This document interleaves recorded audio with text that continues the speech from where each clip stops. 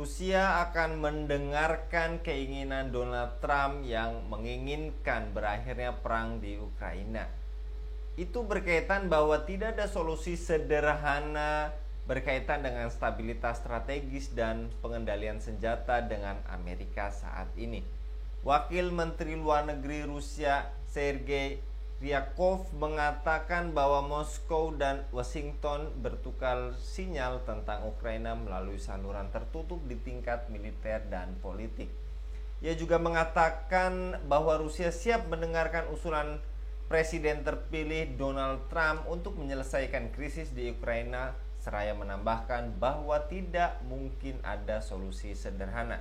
Benarkah Trump bisa mengakhiri perang dalam satu hari atau hanya janji politik? Jika Trump terpilih, apakah ada resiko bagi Ukraina dan apakah dukungan Amerika akan hilang? Untuk membahasnya kami terhubung dengan pengamat hubungan internasional Bung Budi Mulyana. Kita sapa terlebih dahulu. Assalamualaikum warahmatullahi wabarakatuh, Bung Budi. Assalamualaikum warahmatullahi wabarakatuh, Mas Henry. Baik, Bung, terkait benarkah Trump bisa mengakhiri perang dalam satu hari antara Rusia dan Ukraina? Apakah menurut Anda hanya janji politik, dan jika saat ini memang Trump sudah terpilih, apa resiko bagi Ukraina dan apakah dukungan Amerika akan hilang, Bu? Ya, kita tahu bahwa Donald Trump ini kan punya hubungan yang relatif spesial ya dibandingkan Joe Biden dengan hubungan dengan Vladimir Putin, presiden dari Rusia.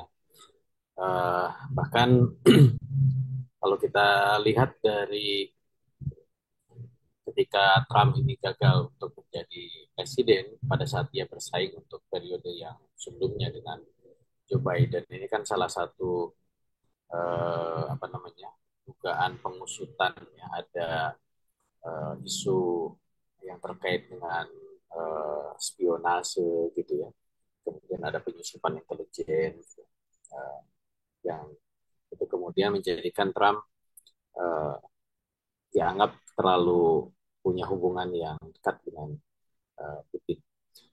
Sehingga dan di sisi lain juga Trump punya punya relasi yang tidak begitu bagus ya dengan Vladimir Zelensky, pemimpin dari Ukraina gitu. Jadi kalaupun misalkan uh, perang antara Rusia dan Ukraina itu mendapatkan support yang luar biasa dari dari Joe Biden gitu ya, maka memang banyak analis memprediksikan ini akan mengalami perubahan yang signifikan ketika Trump nanti betul-betul sudah dilantik ya di Januari besok gitu. Tapi kan ini masih ada waktu. Sekarang bulan November, Desember, Januari gitu. Kita kita juga melihat bahwa ada dua isu utama yang menjadi agenda utama dari Trump ya ketika dia menjabat. Yang pertama adalah isu perang Ukraina dan Rusia, yang kedua adalah isu di Palestina.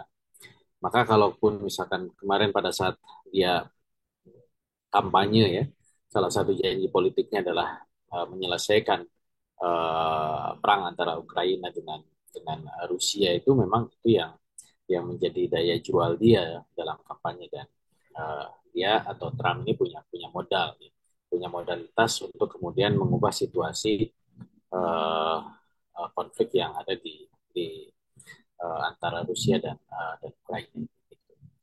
Cuma kan nanti kita akan lihat ya sejauh mana deal-deal politik yang dilakukan oleh Trump dan Putin gitu ya.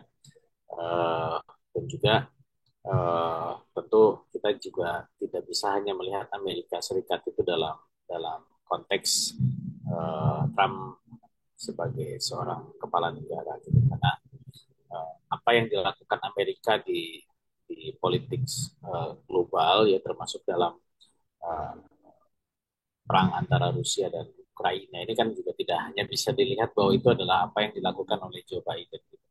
Tapi juga ini sudah menjadi sebuah pilihan politik Amerika Serikat ya, untuk menilai Rusia dan upaya ekspansi Amerika Serikat di Eropa Timur gitu ya.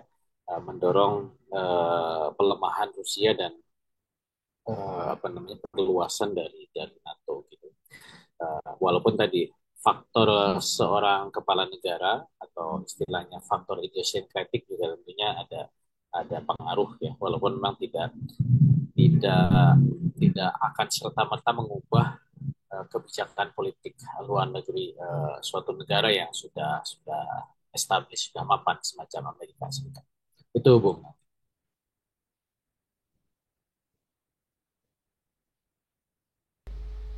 Bung Budi, dan terkait yang juga Anda tadi telah paparkan, seberapa realistis janji Donald Trump tentang perdamaian dunia dalam hitungan jam?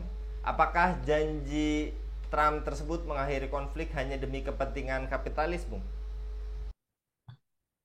Ya, apa yang dilakukan Amerika Serikat ini pasti dalam upaya bagaimana Amerika mempertahankan status quo-nya ya sebagai negara adidaya, sebagai negara hegemon, dan bagaimana Amerika kemudian berusaha melemahkan para pesaingnya.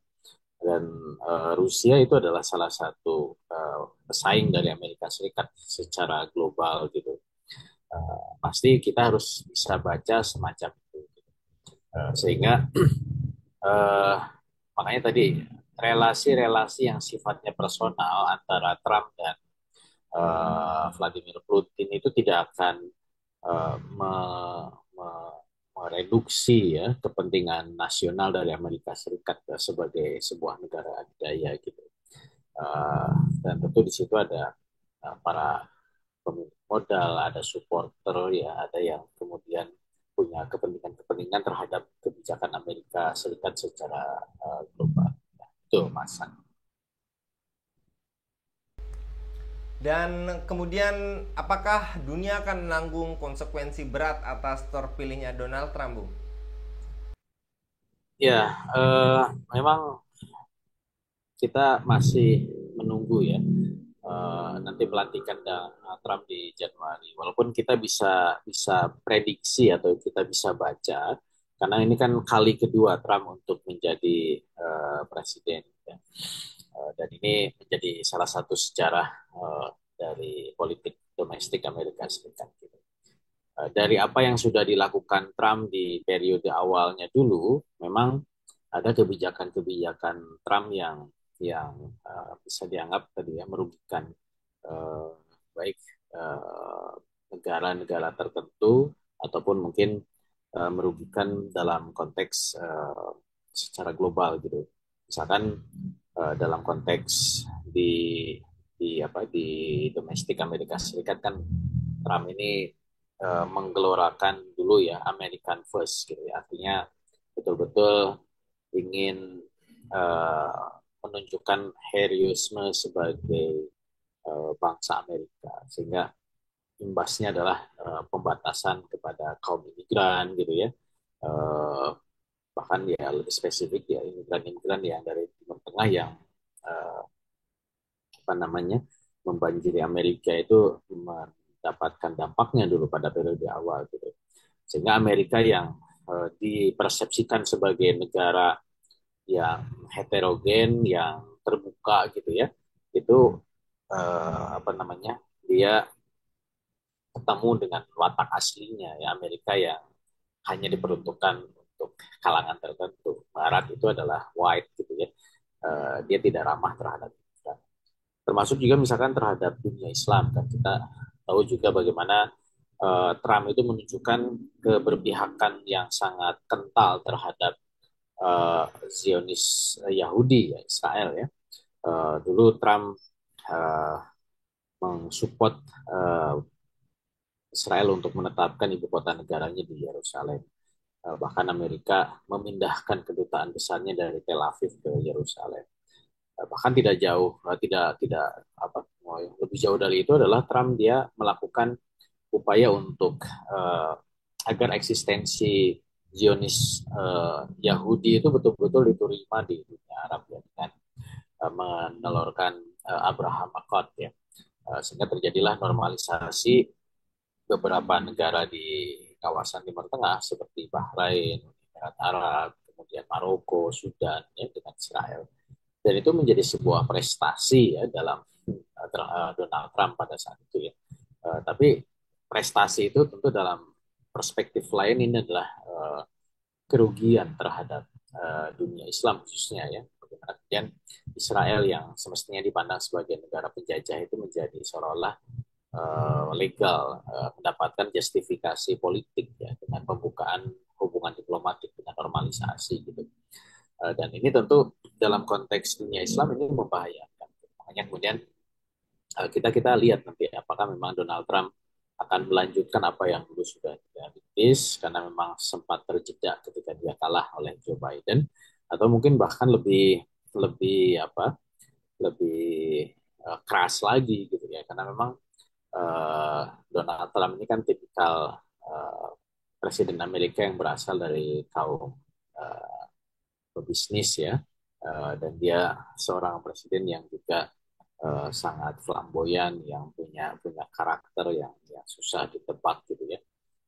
Hal-hal yang sifatnya idiosyncratic itu sebenarnya sangat sangat kental di seorang Donald Trump yang dia tidak segan-segan melakukan sesuatu yang unpredictable ya, seperti apa yang dulu sudah dia lakukan pada periode awal itu, Mas.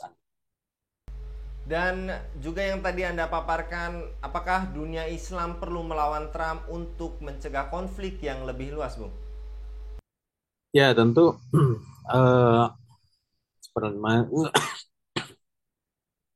bagaimana yang tadi saya sudah sampaikan, memang apa yang dilakukan oleh Donald Trump itu banyak hal yang merugikan walaupun tadi ya saya sampaikan, ini kita kita tunggu bagaimana kemudian apa yang dilakukan oleh Trump setelah dia dilantik. Nah, cuman kan masalahnya ya, kalau kita ingin apa namanya melawan gitu ya dunia Islam khususnya, ini kan kita harus pandang tadi Trump itu tidak hanya sekedar person ya sebagai seorang individu, tetapi dia adalah kepala negara dari sebuah negara ya Amerika Serikat gitu. Jadi umat Islam ya harus menyadari realitas itu gitu.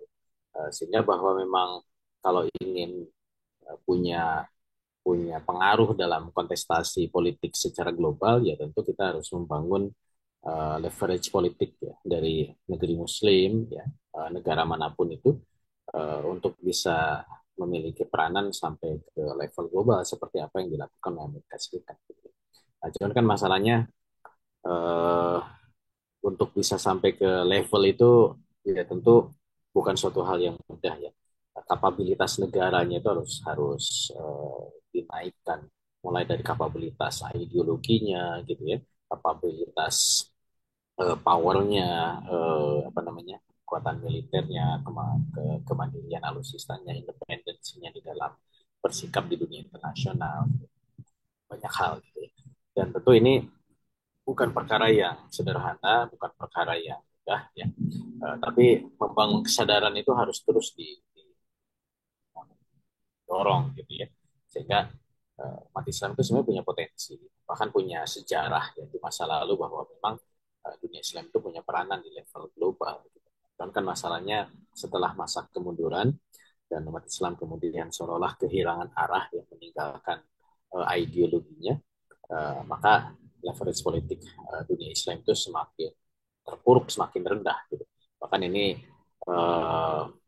ya sama-sama kita saksikan bagaimana tidak berdayanya umat Islam untuk bisa membela saudaranya sendiri di Palestina.